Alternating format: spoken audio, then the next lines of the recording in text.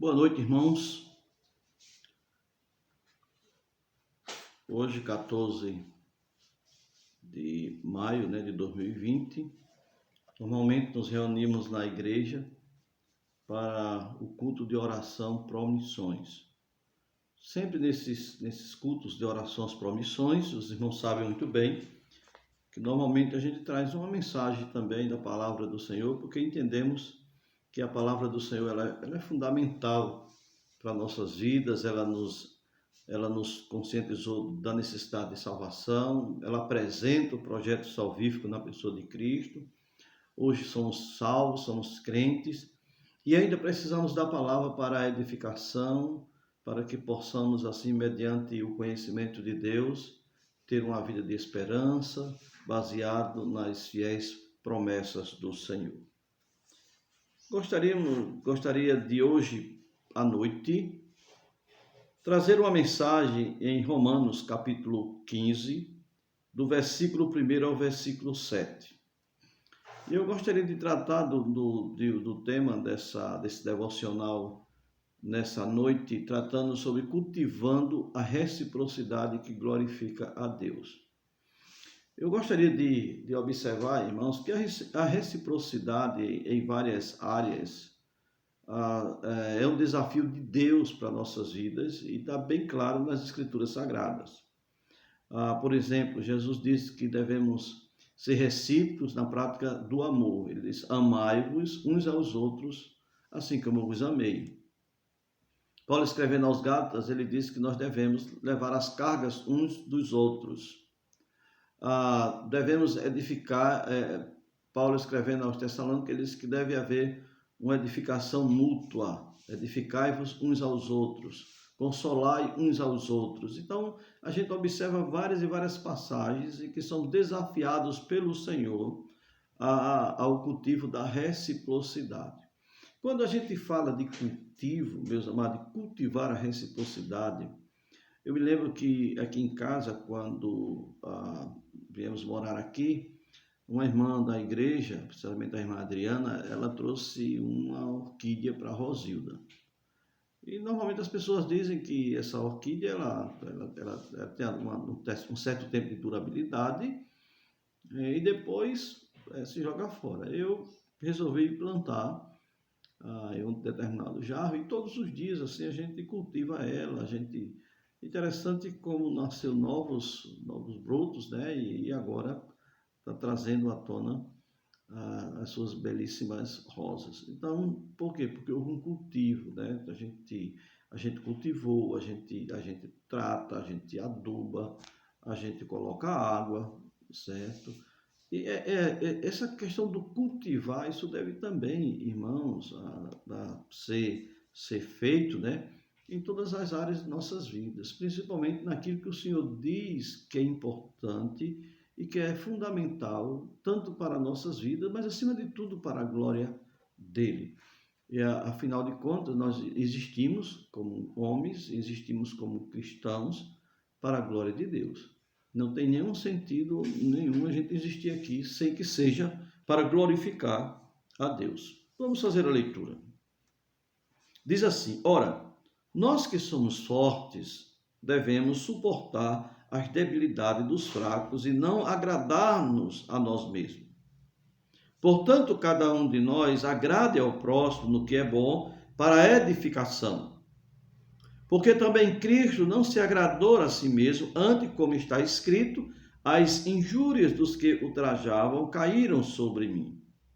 Pois tudo quanto outrora foi escrito, para o nosso ensino foi escrito, a fim de que, pela paciência e pela consolação das Escrituras, tenhamos esperança. Ora, o Deus da paciência e da consolação vos conceda o mesmo sentir de uns para com os outros, o mesmo sentir de uns para com os outros, segundo Cristo Jesus, para que concordemente e a uma voz glorifiqueis ao Deus e Pai de nosso Senhor Jesus Cristo. Aí o versículo 7 ele diz: portanto, acolhei-vos uns aos outros, como também Cristo nos acolheu para a glória de Deus. Que Deus abençoe a sua palavra em cada coração nessa manhã.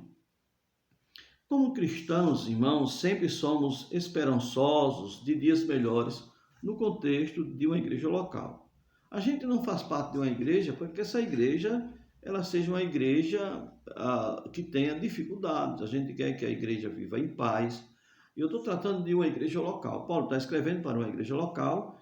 E o livro de Romanos é dividido em duas partes, podemos assim, a parte teológica e a parte prática, que vem do capítulo 12 em diante. Então, esse texto está inserido dentro da parte prática. E aqui nós observamos que a reciprocidade não é uma questão de opção, mas é mandamento. Quando Jesus diz amai-vos uns aos outros, ele não está dizendo assim, olha, se vocês quiserem, vocês façam isso, não, vocês precisam fazer isso.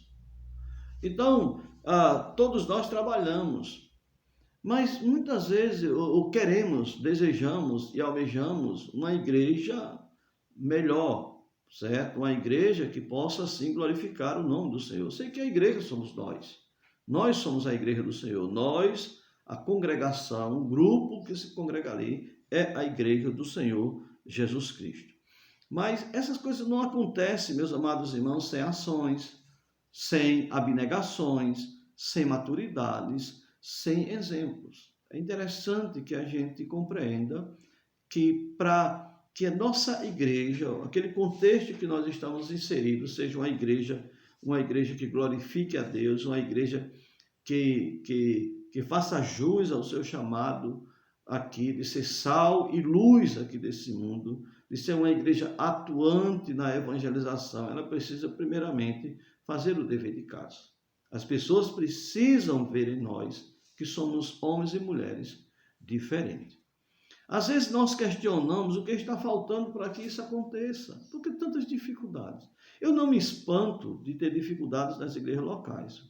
No início do cristianismo, logo no capítulo 6 de Atos, nós já começamos a observar dificuldades, onde tem gente reunida, porque por mais que sejamos crentes, ainda temos dificuldades, ainda temos uma natureza pecaminosa em nós.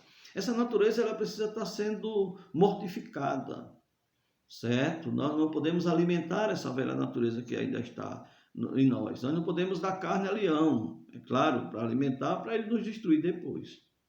Mas não podemos negar que ainda erramos, e erramos muito. Ok? Então, e às vezes eu fico imaginando assim, o que é que está faltando? Mas também não me espanto, como eu falei há pouco, porque eu olho, a igreja teve dificuldade logo no início, depois Paulo escreveu para as igrejas, e nós observamos igrejas com dificuldades. Na verdade, a igreja de Corinto tinha dificuldade, as igrejas da Galácia têm dificuldade. Paulo escreveu, por exemplo, uma das igrejas que eu vejo que é a menina dos olhos dele, a igreja de Filipe, tinha dificuldades, certo? Tinha pelo menos ali duas irmãs que estavam ali se mordendo. Essa é a palavra, porque Paulo fala isso aos Gálatas. Ele diz, olha, se vocês mordeis uns aos outros. Então, hoje a gente tem observado a reciprocidade nas mordidas. E isso, meus amados irmãos, é muito grave aos olhos de Deus. Ok? A igreja não pode prosperar espiritualmente, nem pode avançar se ela não cultivar a reciprocidade nas coisas boas, naquelas coisas que o Senhor diz que devemos praticar.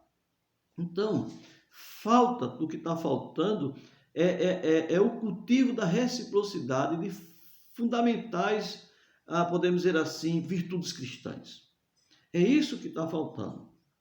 E alguns até já perderam a esperança, né, de uma igreja em que o amor, o perdão, a edificação, o acolher, o respeito, a consolação, etc., possa de fato existir na igreja. Isso não deve ser um sonho, isso deve ser uma realidade. Agora, isso envolve ação. Então, não podemos negar que vivemos um cristianismo em crise, não é verdade? E também não podemos negar que podemos observar hoje uma igreja em decadência moral e espiritual. Aí eu estou generalizando, falando da igreja local em que nós nos congregamos, mas eu estou falando do cristianismo de uma maneira leal, ou de uma maneira geral, melhor dizendo. Ok, isso vai respingar, tem respingado nas igrejas locais, independente das denominações que elas pertencem. Então, eu me lembro que quando eu era novo convertido, né, convertido recentemente, eu estava no meu local de trabalho, e de vez em quando alguém tem a oportunidade de entregar um folheto, e uma senhora, ela me deu uma excelente lição naquela época, eu nunca esqueci. Ela disse: "Você está chegando na igreja agora?" Eu disse: "Ela disse: olha, deixa eu lhe dizer uma coisa. Quando eu observava de fora na igreja, eu achava um povo muito bonito. Eu dizia: oh, que povo unido, oh, que povo bom." Mas quando eu me converti a Cristo, o Evangelho, e comecei a estar inserido dentro daquele contexto, eu vi que não era aquilo que eu pensava, certo? Não era aquilo que eu imaginava. Eu imaginava que todos fossem assim e não eram. Aí ela disse: olha, eu estou na igreja, eu sou crente, porque desde o início eu aprendi a olhar para Jesus. Faça isso também. Você está se congregando numa igreja, você vai se deparar com dificuldades. Então aprendi essa lição. Eu aprendi desde o início que eu não poderia perder de vista a pessoa de Jesus. Eu não poderia deixar de observar Cristo como o maior exemplo para a minha vida. Com isso, eu não estou dizendo que não temos responsabilidade de dar um bom testemunho. Com isso, eu não estou dizendo que não tem bons exemplos, ok? Eu não estou falando sobre isso, não. Eu estou falando que o maior padrão para nossas vidas é Cristo. E desde o início eu aprendi a olhar para Ele. Também eu aprendi com aquela mulher, daquele desafio que aquela irmã me deu, de olhar para Jesus, de que eu deveria trabalhar na igreja local para que a unidade existisse de fato. Para que essas coisas não acontecessem. Eu peço a graça de Deus para que Ele me ajude, mas de vez em quando a gente o ser humano é muito complicado. E de vez em quando até a gente fala o que não deve e externa aquilo que está dentro do nosso coração e em vez de trazer algum tipo de harmonia, às vezes pode trazer algum tipo de dificuldade. Mas, meus queridos e amados irmãos, em Lamentações de Jeremias, eu vou mostrar esse versículo, porque às vezes a gente fica imaginando assim: olha, é difícil, olha, não tem jeito, a igreja vai ter que conviver com esse tipo de dificuldade. Eu sei, mas nós, como cristãos, cada um de nós, precisamos assumir um compromisso de Deus de cultivar virtudes cristãs e trazer sempre à mente aquilo que nos traz esperança. Em um momento de caos, Jeremias foi testemunha ocular da destruição, da decadência moral e espiritual da nação de Israel, da nação de Judá, principalmente nos seus dias, que culminou no cativeiro, na destruição de Jerusalém e do templo, e o povo foram levados cativos. E ele disse uma coisa interessante: quero trazer à memória o que me pode dar esperança.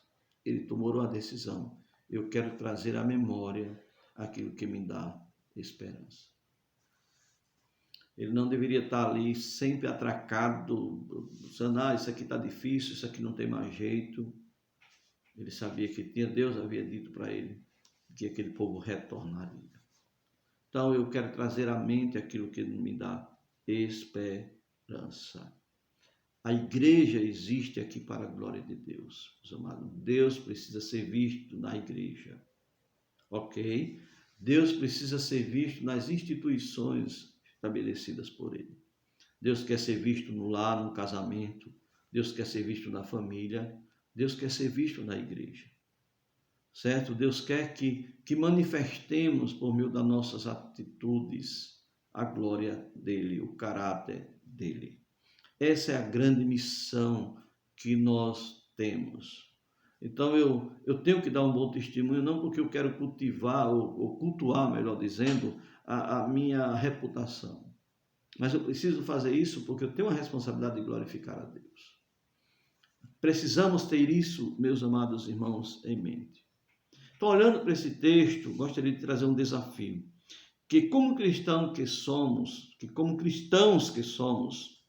devemos cultivar a reciprocidade para que Deus seja glorificado na sua igreja. Vou repetir o grande desafio que eu tirei para a minha vida e gostaria de compartilhar com os irmãos. E como cristãos que somos, devemos cultivar a reciprocidade para que Deus seja glorificado em sua igreja. Eu não vou tratar aqui de cultivar muitas virtudes, mas eu gostaria de tratar de duas reciprocidades que devemos cultivar olhando aqui para esse texto. E o primeiro, meus amados irmãos, é cultivar reciprocidade na edificação mútua. Porque reciprocidade é mutualidade. Mas devemos cultivar, meus amados irmãos, a reciprocidade na edificação para que Deus seja glorificado. Vamos observar o texto, meus amados irmãos. Paulo diz no capítulo 15, versículo 1, ora, nós que somos fortes. Ele começa exatamente com essas palavras, no versículo 15. Nós que somos fortes. Eu gostaria de deixar claro que o conceito prático de ser forte dentro do contexto de cristianismo é diferente do conceito de ser forte fora do cristianismo, ou fora da igreja. Precisamos entender isso, meus amados irmãos, que o forte, segundo as Escrituras, ele é altruísta e não egoísta. O forte nas Escrituras, no cristianismo, dentro do cristianismo, é aquele que não busca os seus próprios interesses, mas os interesses de outros. Ser forte, segundo as Escrituras, é ser paciente com as imaturidades dos outros. Secularmente, isso é intolerância. Isso é ser intolerante, né? Você não cresce, você não avança, snobam, certo? Na sua maturidade, entre aspas, né? Eles começam a esnobar aqueles que ainda não têm atingido aquele nível de maturidade. Ser forte nas Escrituras é ser manso. Aí fora, ser forte é ter pulso, é ser autoritário e assim por diante. Ser forte nas Escrituras é ser dependente de Deus. E também entender que nós somos também dependentes um dos outros. O ser forte aí fora é ser independente. Então temos que entender, meus queridos irmãos, que há uma diferença. Paulo diz, nós que somos fortes. Paulo está dizendo, aqueles que são maduros. Porque se alguém que se acha que é maduro, que conhece muito, mas atropela as outras pessoas, ainda não convém o que é o saber. Ele diz isso aos Coríntios. Então ele diz aqui, nós que somos fortes. Então o conceito de forte, na prática, segundo as Escrituras, é diferente do conceito de forte aí no mundo secular. E aí nós queremos, meus amados irmãos, observar que o forte, ele trabalha na edificação de vida como um dever cristão. Olha o que ele diz aqui no versículo 1 ainda, ele diz, ora, nós que somos fortes devemos suportar as debilidades dos fracos e não agradarmos a nós mesmos. Portanto, cada um de nós agrade ao próximo no que é bom para a edificação. Meus queridos e amados irmãos, a palavra que devemos é uma palavra que indica uma dívida que precisa ser paga. Não só como um dever, como uma responsabilidade, mas ter essa responsabilidade como uma dívida contínua e como também um pagamento contínuo. É como a gente paga água e luz. Você paga e você já está devendo novamente. Esse dever aqui envolve um suportar. A palavra aqui para suportar indica um levantar e carregar um peso. E o modo do verbo aqui aponta para um propósito ou resultado. Ou seja, o forte não deve simplesmente tolerar as fraquezas dos seus irmãos mais fracos, mas ajudá-los a carregar as suas cargas. Esse é ser forte. Paulo diz: nós que somos fortes devemos fazer isso. Quando Paulo escreve aos Gálatas, olha o que ele diz, olha a reciprocidade. Levai as cargas uns dos outros e assim cumprireis a lei de Cristo. Gálatas capítulo 6, versículo 2. Esse dever aqui envolve uma renúncia de si mesmo. Olha o que ele diz aqui no versículo 1. As debilidades, devemos suportar as debilidades dos fracos e não agradar-nos a nós o quê? A nós mesmos, mas agradar ao próximo. É isso que ele mostra. Então, o modo do verbo aqui agradar, aqui aponta também para um propósito, o resultado. Qual o propósito? A edificação de vida. Qual o resultado? Vidas edificadas. Então, esse dever envolve um agradar ao próximo. Ele diz aí no versículo 2, olha o que ele diz. Portanto, certo? Ele dá aqui um fechamento, ele diz, portanto, isso é conclusivo. Cada um de nós agrade ao próximo no que é bom para a edificação. Agradar ao próximo. E não agradar a nós mesmos. E o agradar ao próximo aqui implica em ações que promovem o bom do nosso próximo. E o bem aqui é a edificação, o crescimento. Essa palavra edificação ela é bem conhecida e bem usada na engenharia civil. É usada para construção de edifícios. Aqui ela é usada figuradamente como um ato de promovermos o crescimento espiritual dos nossos irmãos. Paulo, quando escreve aos Tessalônicas, ele diz: consolai-vos, pois, uns aos outros, edificai-vos reciprocamente, como também estáis fazendo. É edificando que somos edificados.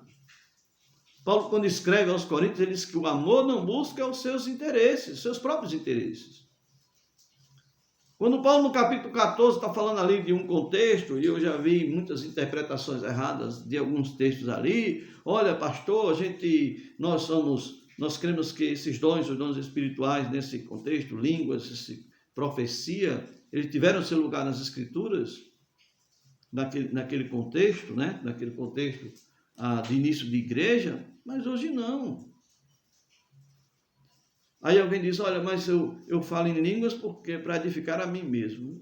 Em lugar nenhum nas Escrituras tem ensino de que você deve trabalhar para a edificação própria. Ele diz que você deve trabalhar para a edificação dos outros. Paulo disse: eu prefiro falar na igreja 5 palavras, com meu entendimento, para instruir outros, do que falar 10.000 palavras que não traga esse propósito, que não promovam edificação. Então, irmãos, edificai-vos. Essa é o mandamento do Senhor para nossas vidas. Cultivar a edificação, a reciprocidade na edificação. Não agradar a nós mesmos, mas agradar ao nosso próximo. E na edificação de vida, temos padrões perfeitos a seguir. Interessante aqui nas Escrituras. Olha o texto aqui, o que é que nos diz. Ele diz: olha, vocês precisam observar um exemplo. E aquilo que eu falei no início. Qual o exemplo? O exemplo de Cristo. Olha o versículo 3. Porque também Cristo não se agradou a si mesmo, antes, como está escrito, as injúrias dos que te ultrajavam caíram sobre ele. O exemplo aqui, o exemplo de Cristo. Paulo aponta o exemplo de Cristo. Cristo não buscou agradar a si mesmo, mas agradar o próximo. Por isso que ele sofreu e morreu morte de cruz. Porque o seu alvo não era agradar a si mesmo, mas agradar ao Pai. Seu alvo era agradar aos outros, era promover vida espiritual para os outros. E para isso ele precisava beber aquele cálice. E ele não buscou os seus interesses, mas os interesses dos outros. Ele buscou nossos interesses. Paulo, quando escreve aos Coríntios, ele diz que ele era rico e se fez pobre por amor de nós, para que fôssemos ricos da graça de Deus.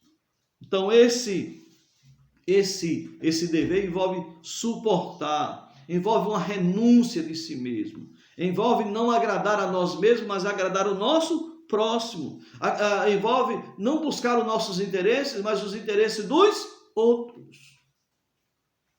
O grande problema hoje, meus amados irmãos, é que cada um buscando aquilo que lhe agrade e o próximo fica aí, ao Deus nos acuda. Não é assim que as Escrituras nos ensinam. Na edificação, nós temos esse exemplo perfeito, assim, que é o exemplo de Cristo. Seu alvo maior era agradar ao Pai e agradar aos outros, e não agradar a si mesmo. Se na qualidade de homem que Jesus foi, se ele tivesse agradado a si mesmo, mediante o uso da liberdade ou do desfruto dos seus direitos e privilégios, porque ele é justo, ele nada fez para merecer aquele castigo. Porque o salário do pecado é a morte, mas ele não pecou. Por que ele receber esse salário? Simplesmente porque ele nos amou. Porque ele nos ama. Ele tinha apenas um pensamento, lutar pela destruição do pecado, sem se preocupar com o seu próprio bem-estar, sem poupar-se um instante sequer. Tem tempo, mas só observar a carta de Paulo aos Filipenses, capítulo 2, você observa ali o esmero, ele não deixou de ser Deus em momento nenhum, mas ele esvaziou-se de si mesmo, para poder sofrer, ser maltratado e sofrer a morte para nos dar vida. E muitas vezes não queremos pagar nenhum preço para a edificação de outros, de suportar, ou de ser um suporte para os outros. Outro exemplo aqui, irmãos, é as Escrituras. As Escrituras apontam para isso. Olha o versículo 4. Pois tudo quanto outrora foi escrito, para o nosso ensino foi escrito, a fim de que pela paciência e pela consolação das Escrituras tenhamos esperança. Versículo 5. Ora, o Deus da paciência e da consolação vos conceda o mesmo sentir de uns para com os outros, segundo Cristo Jesus, para que, concordemente e a uma voz, glorifiqueis a Deus e Pai de nosso Senhor Jesus Cristo. As Escrituras aqui fazem referência ao Velho Testamento, é claro. Embora o cristão não esteja debaixo da antiga aliança, a lei moral de Deus não mudou e toda a Escritura é para benefício espiritual nosso. O Velho Testamento tem princípios, o Velho Testamento tem exemplos de esperanças, tem exemplos de paciência, tem exemplos de consolações. Qual podemos observar? O próprio Tiago, ele cita o exemplo de Jó, a paciência de Jó. E muitos outros. O exemplo da fé de Abraão, da sua amizade com Deus. Mas olha o que Abraão foi. Olha a fé que ele exercitou. Meus queridos e amados irmãos, a oração de Paulo aqui era que o Deus da paciência e da consolação concedesse de uma vez por todas o mesmo sentir de uns para com os outros. Interessante que o verbo não tem ação continuada aqui, certo? O mesmo sentir, a ideia aqui é imediatamente, de uma vez por todas. Devemos exatamente, certo, receber de Deus. Paulo ora assim, que Deus conceda de uma vez por todas o mesmo sentir de uns para com os outros. E as Escrituras nos ensinam isso. Temos o exemplo de Cristo e temos os ensinos, o ensino das Escrituras sagradas. E o resultado é um agir concordemente que glorifique a Deus. Concordemente, a palavra traz uma ideia de instrumento de uma grande orquestra, mesmo diferente, mas sob a direção de um maestro, tocam harmoniosamente. A igreja deve ser uma grande orquestra, que possa louvar a Deus E a gente que sabe, em uma orquestra, cada instrumento é fundamental. Então é interessante que nós, meus queridos e amados irmãos, entendamos isso. Nós estamos aqui para glorificar a Deus. E por isso precisamos cultivar a reciprocidade na edificação. Porque quando estamos edificando vida, nós estamos sendo o quê? Edificados. Estamos crescendo. Estamos seguindo o exemplo de Cristo. Estamos seguindo os ensinos das Escrituras. É isso que nós aprendemos, meus queridos e amados irmãos, aqui. A igreja do Senhor Jesus, primeiro a igreja local, a nível de igreja local, precisa ser uma grande orquestra, que louve a Deus. Cada instrumento fazendo o seu papel, cumprindo o seu papel, fazendo a sua parte. E cultivar a reciprocidade na edificação uns dos outros é fundamental. Por último aqui, irmãos, nesse devocional, o versículo 7 nos ensina que devemos cultivar reciprocidade no acolhimento para a glória de Deus, no acolhimento uns dos outros. Olha o que ele diz: portanto, acolhei-vos uns aos outros, como também Cristo nos acolheu para a glória de Deus. Ah, meus queridos e amados irmãos, Paulo diz assim, portanto, essa palavra liga o discorrido até aqui ao que ele ainda vai falar. É como se ele dissesse, por essa razão.